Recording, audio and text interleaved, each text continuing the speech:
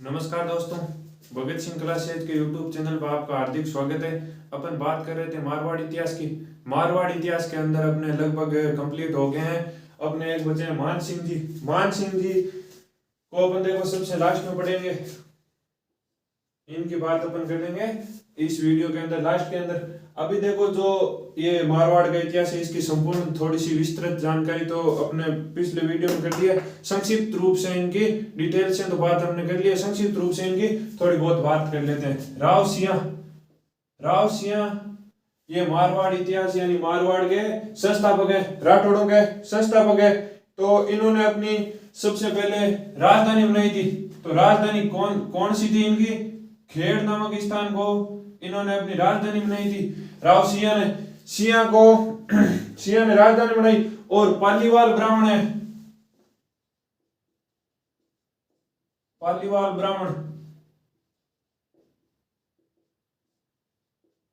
पालीवाल ब्राह्मणों की इन्होंने सहायता की थी। और ये कहां से आए थे? कन्नौज से आए थे।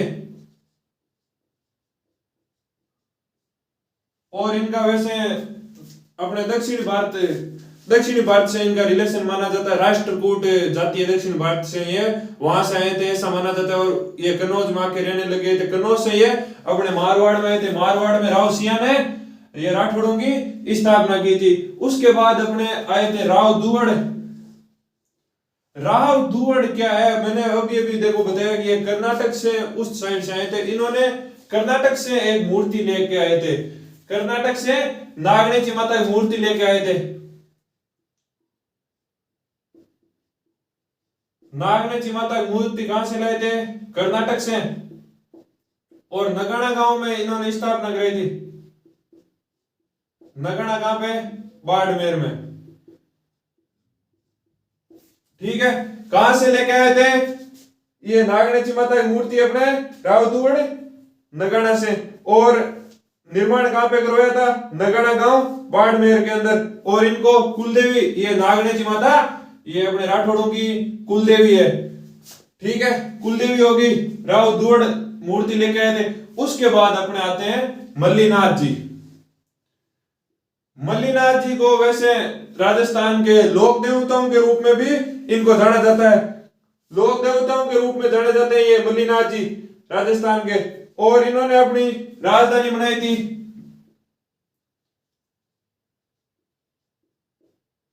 मेवनगर। कौन सी राजधानी बनाई थी भाई इन्होंने? मेवनगर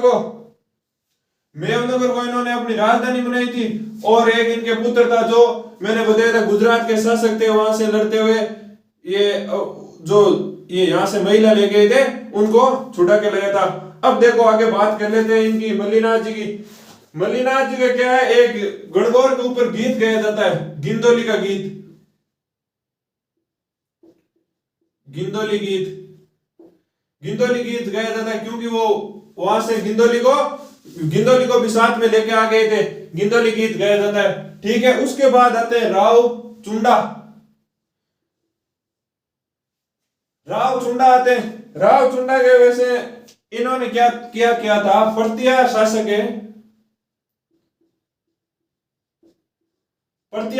थे। उन्होंने इंदा प्रतिहार से शादी की थी। तो इनको देश में दे दिया था मंडोर देश में दे दिया था। इन्होंने अपनी राजधानी मंडोर को बना लिया था। किसने? राव चुंडा ने। राव चुंडा की राजधानी कौन सी थी भाई? मंडोर को राजधानी बना दिया था। अब देखो आगे बात कर लेते हैं जोधा जी की। जोधा जी ने जोधपुर का निर्माण करवाया और मेहरानगढ़ दुर्ग का भी निर्माण करवाया।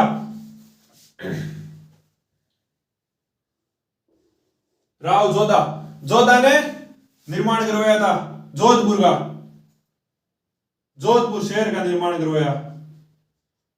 और जोधपुर को ही अपनी राजधानी बनाई थी। और मेहरानगढ़ दुर्ग का निर्माण करवाया।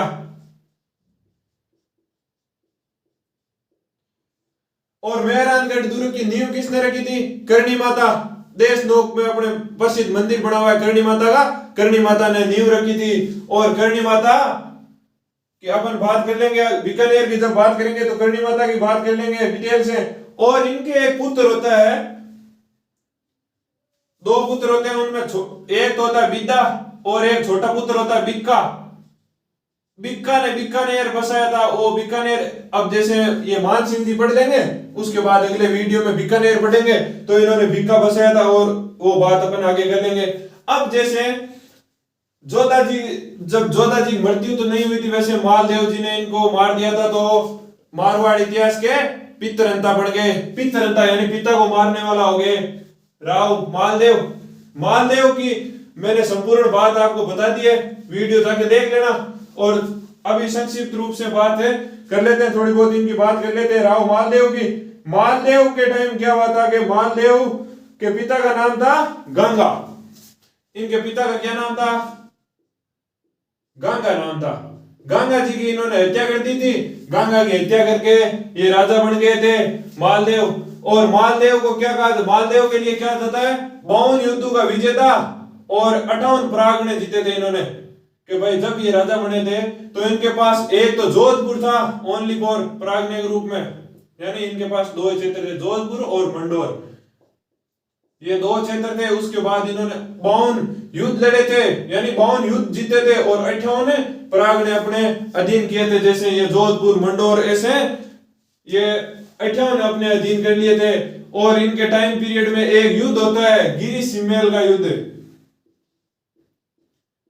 गिरी सुमेल का युद्ध मुगलों के खिलाफ है लड़ा जाता है, गिरी सुमेल का युद्ध। गिरी सिमेल का युद्ध वैसे इंपॉर्टेंट युद्ध है, याद रखना, परीक्षा में प्रश्न पूछ लिया जाता है गिरी सिमेल युद्ध से। गिरी सिमेल का युद्ध किसके खिलाफ हुआ था? शेरशाह सूरी के खिलाफ हुआ था। शेरशाह सूरी के खिलाफ 1544 के अंदर हुआ था।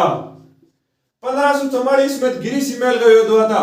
और 1644 के अंदर अपन बात करेंगे गद सिंह जी के पुत्र होंगे वो अमर सिंह जी। अमर सिंह जी यहाँ से नागौर चले जाते हैं और नागौर में वो एक अपने मतीरे की राड़ होती है 1644 में।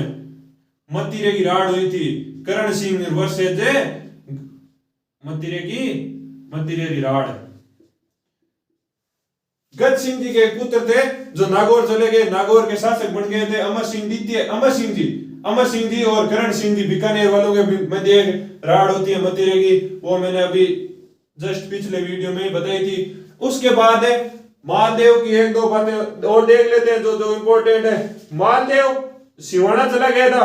सिवाना को संकटकालीन राजधानी कहा जाता है इनकी। मालदेव के ऊपर जब अटैक होता है, यानी मालदेव गिरी सिमेल युद्ध लड़ने गया था। गिरी सिमेल युद्ध के अंदर इनके कोम्पा और जेता और कोम्पा नाम के जो सेनापति थे वहां उनको छोड़ के ये यहां जाता है। शेरशाह सूरी के खिलाफ नहीं लड़ता है, शेरशाह के खिलाफ युद्ध नहीं लड़ता और कहां चला जाता है? सिवाना। सिवाना को संकटकालीन राजधानी कहा जाता है। मारवाड़ की संकटकालीन राजधानी कौन सी होगी?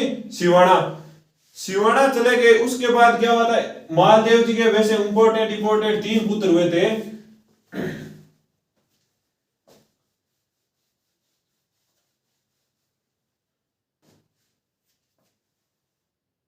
एक तो राम, एक उदय सिंह और एक ये हो गए चंद्रसेन। होता क्या है, जैसे अपने इतिहास के अंदर अब तक पढ़ा है, जिसमें क्या होता है कि जो बड़ा पुत्र होता है उसको राजा बना दिया जाता है, परंतु राजा ये राम को और उदय सिंह को नहीं बना के राव चंद्रसेन को राजा बना दिया जाता है। तो राम और ये नाराज होके अपने मुगल दरबार के अंदर चले जाते हैं अकबर के पास और इनको जागीर दी जाती है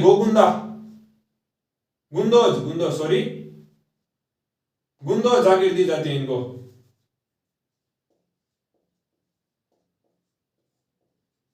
और इनको फड़ौदी जागीर दी जाती है, परंतु ये खुश नहीं होते हैं इससे। और इनके बीच बाकायदा उदय सिंह और राव चंद्रसेन के बीच एक युद्ध हुआ था, लोहावट का युद्ध। उस युद्ध के अंदर बाकायदा ये चंद्रसेन जी जीते थे। उसके बाद राव चंद्रसेन राजा बनते हैं। राव चंद्रसेन को वैसे मैंने बताया था प्रताप के समान कहा जाता है, इसलिए इनकी उपाधियां भी है। एक दो उपाधियां राव चंद्रसेन की वो इंपॉर्टेंट है, वो प्रश्न पूछ लिए जाते हैं। प्रताप के समान कहा जाता है, क्यों? प्रताप क्या हुआ था? प्रताप भी ये अकबर और मुगलों के खिलाफ लड़ता था। मारवाड़ का प्रताप कहा जाता है। एक तो मारवाड़ का प्रताप राव चंद्रसेन को कहा जाता है, प्रताप का अग्रगामी कहा जाता है।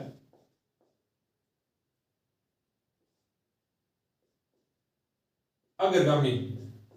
और एक क्या कहा जाता है, बुल्ला बिसरा राजा। बुल्ला बिसरा राजा इसलिए कहा जाता है कि भाई जब चंद्रसेन की मृत्यु हुई थी, उसके बाद इसके भाई बनते हैं मोटा राजा उदय सिंह राजा। जो अभी मैंने बताया था मालदेव के 3 पुत्र थे, ये मोटा राजा उदय सिंह जब राजा बनते हैं, और उसके बाद इन चंद्रसेन जी को उतना याद नहीं किया जाता। प्रताप के उसके पुत्र थे अमर सिंह, उसके बाद राव जो जय सिंह आए थे और रतन सिंह आए थे, उन्होंने सबने अपने प्रताप को याद किया था।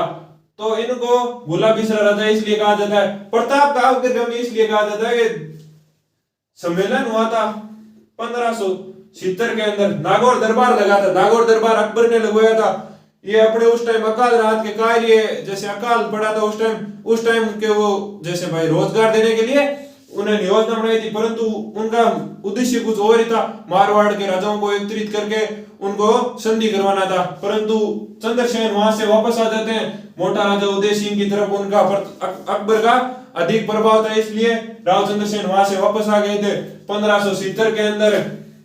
1570 के अंदर जब चंद्रसेन वहां से आ गए थे, ये 1570 से ही उनके खिलाफ हो गए थे, और 1572 के अंदर प्रताप राजा बनता है। इसलिए इनको प्रताप का अग्रगामी कहा जाता है और मारवाड़ का प्रताप कहा जाता है। ठीक है, अब देखो प्रताप की बात होगी, प्रताप के समान माना जाता है इनको। और इनकी मृत्यु हो जाती है भाई, इनकी मृत्यु हो जाती है 1581 के अंदर।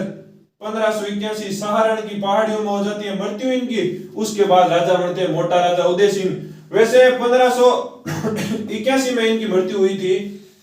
मृत्यु के 2 साल बाद तक यानी किसी को राजा नहीं बनाया गया था, यानी अकबर ने यहाँ पे खालसा घोषित कर दिया था। मैंने खालसा बताया था कि जैसे अपने वर्तमान में क्या होता है, कोई एमपी एमएलए की मृत्यु हो जाती है तो 6 महीने का वो राष्ट्रपति शासन लगता है, उसी प्रकार से इसने खालसा घोषित कर दिया था कि भाई यहाँ पे कोई राजा नहीं बनेगा, सीधा सेंटर यानी सेंट्रल गवर्नमेंट इस पे सीधा फोकस करती है। उसी प्रकार से ये सेंटर से सीधा मारवाड़ के ऊपर फोकस करते थे।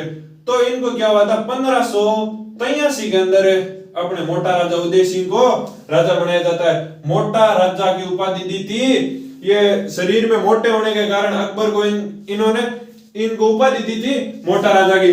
ठीक है, ये हो गई अपने मोटा राजा उदय सिंह। मोटा राजा उदय सिंह के टाइम पे मैंने बता दिया 1570 में इन्होंने अकबर की अधीनता स्वीकार कर ली थी। अकबर ने जब ये नागौर दरबार में गया था उस टाइम में एक शुक्र तालाब का भी निर्माण करवाया था।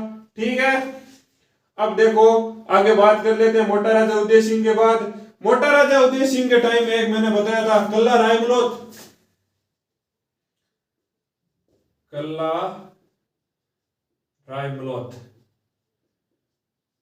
कल्ला रायमलोत के ऊपर वो मैंने बताया थे 2 लिखे थे कल्ला रायमलोत के ऊपर। कल्ला रायमलोत के ऊपर मर्ष्य लिखे थे, यानी मरने से जो पहले लिखे जाते हैं वो मरने के बाद लिखे जाते हैं उसकी वीरता के ऊपर। और इन्होंने अपने एक चाचा हुए थे पृथ्वीराज बीकानेर के थे, वो वैसे अकबर के दरबारी विद्वान थे, तो इन्होंने पृथ्वीराज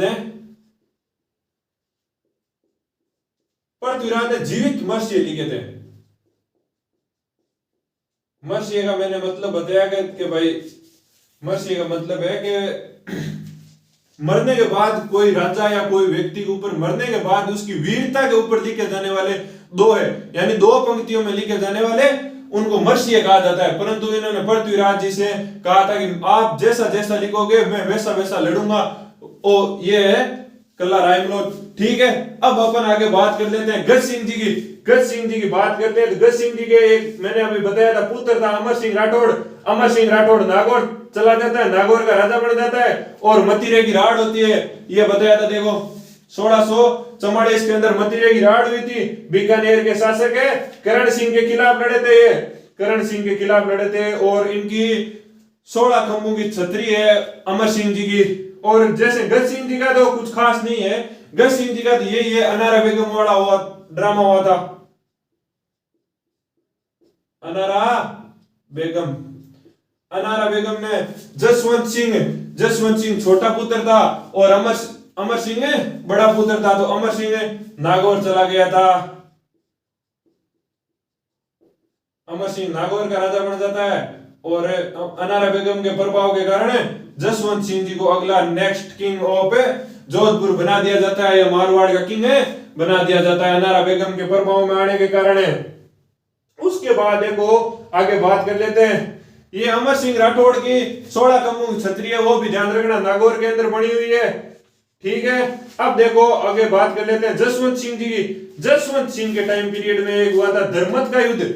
धर्मत का युद्ध से आप क्या समझते हो? धर्मत का युद्ध हुआ था, धर्मत का युद्ध हुआ था मुगलों के खिलाफ, यानी मुगलों की सहायता की थी जसवंत सिंह जी ने, उनके उत्तराधिकार की लड़ाई चल रही थी उस टाइम, ये वहां पे सहायता देने के लिए गए थे जसवंत सिंह जी धर्मत के युद्ध के अंदर। धर्मत के युद्ध के अंदर गए थे तो हाड़ी रानी थी, हाड़ी रानी ने दरवाजा बंद कर दिया था। हाड़ी रानी जसवंत दे ने जब ये धर्मत के युद्ध से वापस आ गए थे, युद्ध भूमि के अंदर बीच में छोड़ गए, तो हाड़ी रानी ने दरवाजा बंद कर दिए थे किले के और इनको अंदर नहीं आने दिया था। औरंगजेब को जब राजा बनाया था तो इनके टाइम वो संधि हुई थी, मैंने बता दिया था देवारी में। और इनके वैसे दरबारी विद्वान थोड़े इंपॉर्टेंट है, मूणोत नेणसी ख्यात मारवाड़ी परगना विगत, जो मूणोत नेणसी इनके दरबारी विद्वान हुए थे।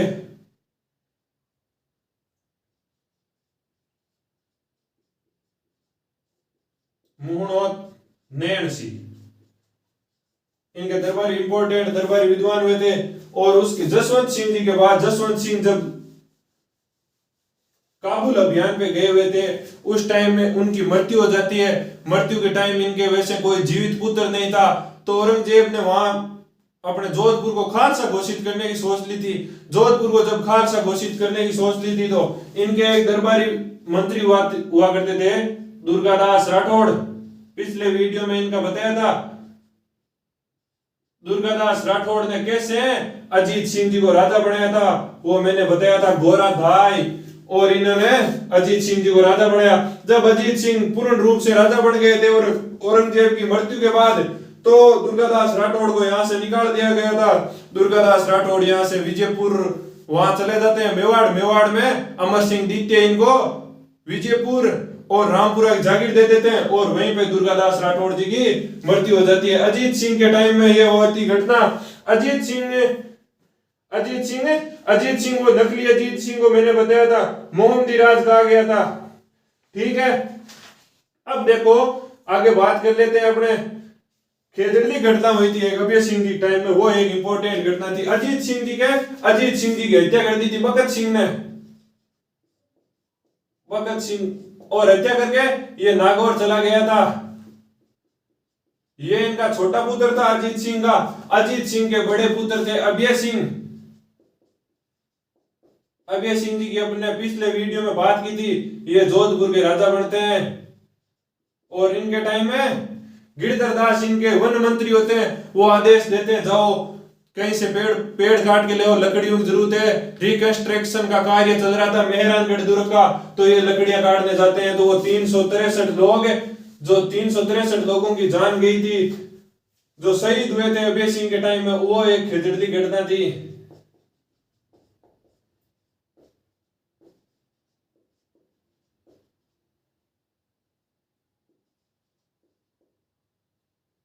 खेजड़ली घटना 12 सितंबर को हुई थी, 12 सितंबर 1730 के अंदर हुई थी। वैसे भाद्रपद शुक्ल दशम को हुई थी, वो भी ध्यान रखना, भाद्रपद शुक्ल दशम। ये मैंने बताया था 57 साल आगे होती है, तो 1787 में हुई थी खेजड़ली घटना। खेजड़ली घटना के अंदर अपने मुख्य किरदार किसने निभाया था? मुख्य किरदार अमृता देवी बिश्नोई ने निभाया था। और अमृता देवी बिश्नोई के हस्बैंड का नाम होता है रामू सिंह, रामू जी, उन्होंने भी उनके सहायता की थी और ये 363 लोगों की वहां पे जान गई थी। इनके दरबारी विद्वान थे, मैंने बताया था, इनके दरबारी विद्वान बताए थे मैंने अभय सिंह जी के, करणीदान और वीर बाण और एक है जगजीवन भट्ट। इनकी पुस्तकों के बारे में मैंने बताया था पिछले वीडियो के अंदर। ये थोड़ा ध्यान रखना, इनके 3 दरबारी विद्वान हुआ करते थे। और जैसे अभय सिंह जी के बाद, अभय सिंह जी के बाद नेक्स्ट राजा बढ़ते हैं वैसे भीम सिंह कुछ समय बाद उनकी मृत्यु हो जाती है। अगले राजा बढ़ते हैं अपने मान सिंह की थोड़ी सी के बात कर लेते हैं।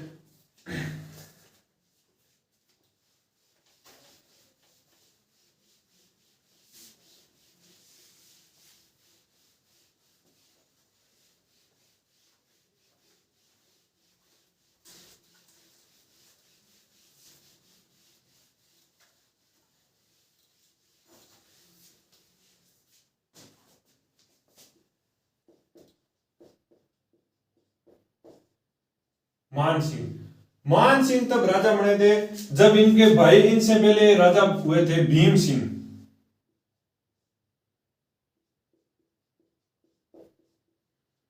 भीम सिंह और ये दोनों लड़ाई करके राजा बनते हैं और ये यहां से जालोर चले जाते हैं। मान सिंह यहां से जालोर चले जाते हैं और जालोर के अंदर रहने लग जाते हैं। जालोर की पहाड़ियों पे जब रह रहे थे तो यहाँ पे क्या हुआ था, इनको एक व्यक्ति मिला था, देवनाथ नाम का व्यक्ति मिला था जालोर के अंदर। देवनाथ नामक व्यक्ति मिला था। उसने क्या कहा था कि उसने भविष्यवाणी की थी कि भाई आप 5-10 दिन के अंदर अंदर ही राजा बन जाओगे। तो देवनाथ जी को ये इन्होंने मान सिंह जी ने कहा कि भाई ऐसे कैसे राजा बन जाऊंगा। तो इन्होंने बताया आप राजा बन जाओगे, उसके बाद मेरे से मिल लेना। तो क्या होता, अचानक ही इनकी भीम सिंह जी की मृत्यु हो जाती है भाई। तो भीम सिंह जी जब मृत्यु हो जाती है तो और कोई इनके पुत्र तो होता नहीं, शादी नहीं हो रखी थी भीम सिंह जी की तो। और मान सिंह जी एक छोटे भाई थे, इकलौते छोटे भाई थे। इसके बाद तो यहाँ जोधपुर की जनता गई, इनको मना के जालोर से लेके आई और देवनाथ जी को इन्होंने अपना दरबार के अंदर भी रख लिया था और नाथ संप्रदाय चलाया था भाई इन्होंने।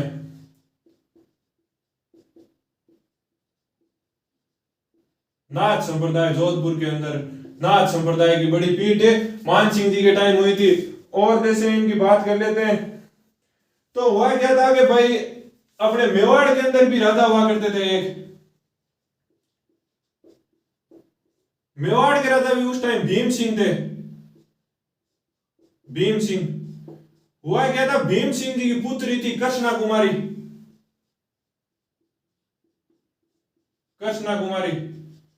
कृष्णा कुमारी की सगाई इनके साथ कर दी थी। और जब पता चला कि भाई इनकी मृत्यु हो गई है, मृत्यु के बाद कृष्णा कुमारी की सगाई जयपुर आमेर कर देते हैं। आमेर जब इनकी सगाई कर दी थी तो ये भाई ये मान सिंह जी नाराज हो जाते हैं और इन दोनों के बीच के अंदर युद्ध होता है। यानी मान सिंह जी और आमेर के शासक के बीच में कृष्णा कुमारी को लेकर युद्ध होता है। उसके बाद ये मान सिंह जी और आमेर शासक आपस के अंदर वापस राजी हो जाते हैं और ये वैसे कृष्णा कुमारी को कहा जाता है जहर दे के मार दिया था। और ये घटना मैंने मेवाड़ के लास्ट वीडियो के अंदर बताई थी, ठीक है। और नाथ एक पुस्तक लिखी थी भाई उन्होंने, नाथ चरित्र। किसने लिखी थी? मान सिंह जी। वैसे मान सिंह जी ने एक पुस्तक लिखी थी।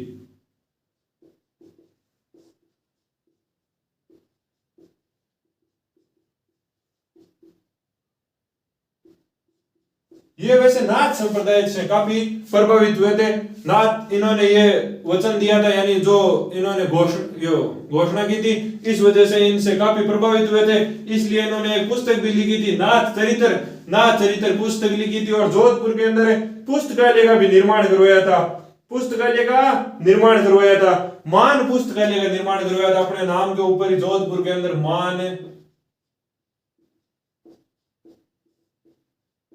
जैसे अपने वर्तमान में होता है लाइब्रेरी, उसी प्रकार से मान पुस्तकालय का निर्माण करवाया था। ये मान सिंह जी ने अपने नाम के ऊपर मान पुस्तकालय का निर्माण करवाया था। और जैसे इन्होंने नाथ संप्रदाय की मैंने बता दिया और जोधपुर के अंदर पुस्तकालय का निर्माण करवाया था। और एक क्या होता है इनके टाइम में 1818 के अंदर ये अंग्रेजों से अधीनता स्वीकार कर लेते हैं। 1818 के अंदर अंग्रेजों से अधीनता स्वीकार कर लेते हैं।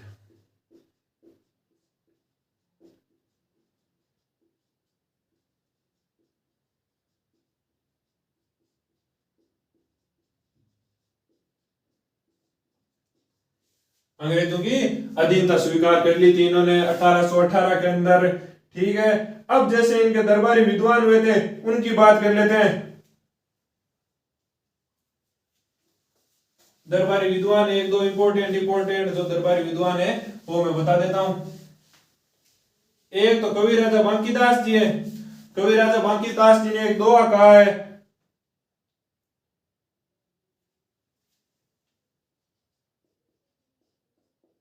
कवि राजा बांकीदास, कवि राजा बांकीदास रहे थे इनके एक दरबारी विद्वान। तो उन्होंने क्या कहा था कि भाई, कवि राजा बांकीदास ने कहा था, आयो अंग्रेज मुल्क रे ऊपर। क्या कहा था? आयो अंग्रेज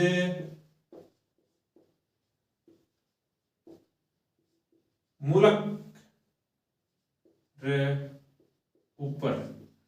इससे क्या मतलब है? इसके अंदर आयो मुल्क है, आयो अंग्रेज मुल्क रे ऊपर, इससे ये तात्पर्य निकलता है, इस गीत से ये मतलब निकलता है कवि राजा बांकीदास जी से कि भाई जो जो अंग्रेजों से अधीनता स्वीकार कर रहे थे उन राजाओं के खिलाफ बात लिखी हुई है कि जो अंग्रेजों से अधीनता स्वीकार कर रहे हैं उन राजाओं के खिलाफ बात लिखी हुई है। उन्होंने किसने लिखी थी?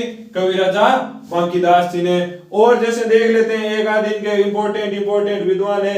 एक मान जस्यो है इनके दरबारी विद्वान बांकीदास जी बाद है, एक मान है मान जैसा दरबारी विद्वान हुए थे एक इनके। ठीक है, ये तो होगी अपने मान सिंह जी की बात। मान सिंह जी ने किसकी अधीनता स्वीकार की थी? 1818 के अंदर अंग्रेजों से अधीनता स्वीकार कर लेते हैं और अंग्रेजों से जो जो राजा अधीनता स्वीकार कर रहे थे उनके ऊपर एक गीत लिखा था इन्होंने, कवि राजा बांकीदास जी ने, आयो अंग्रेज मुल्क के ऊपर। तो दोस्तों ये तो हो गया अपने मारवाड़ का इतिहास। मारवाड़ के इतिहास की अब आगे बात करेंगे बीकानेर के इतिहास की। मैंने मारवाड़ का इतिहास आज संक्षिप्त रूप से यानी विस्तृत रूप से, तो आपको जो जो वीडियो देखने हैं वो देख लेना, ये बता दिया मारवाड़ का इतिहास। तो दोस्तों वीडियो पसंद आए तो वीडियो को लाइक किया करो, अपने दोस्तों के साथ शेयर किया करो, चैनल को सब्सक्राइब करना नहीं भूले और बेल आइकन का बटन जरूर दबा लें जिससे आपके पास वीडियो का नोटिफिकेशन आ जाए। तो धन्यवाद दोस्तों, जय हिंद, जय भारत।